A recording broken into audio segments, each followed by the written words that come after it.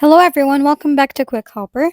In this video, I'll show you how to see hidden information on Facebook Marketplace. So without further ado, let's get started. First, go to your Facebook account.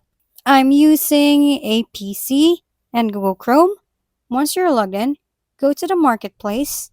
You can find the Marketplace tab on the left side or click See More to find it. Next, find a product you want to see more information about. To see the hidden information for this item, go to the URL at the top browser. You'll see www in the address. Replace www with the letter M and hit enter. Now you will be able to see all the hidden information on this page or item. And that's how to see hidden information on Facebook Marketplace. Thank you for watching. We hope this video helped you figure things out. If we've been helpful, kindly give us a thumbs up. And don't forget to hit the subscribe and bell button for more contents. For any questions and suggestions, comment down below.